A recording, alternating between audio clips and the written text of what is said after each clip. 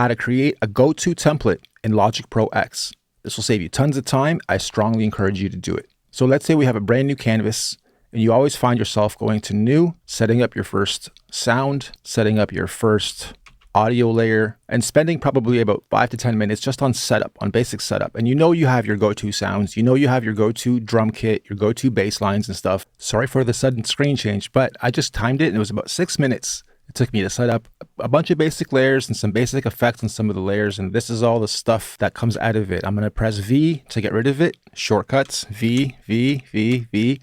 And this is the basic setup, that my go-to template I typically find myself doing every time I open Logic and get to beat building or song production. Now, obviously, this is just a template, so I can change instrument types at any point in time, but this just gets me going really quickly. So I just go to Save As Template.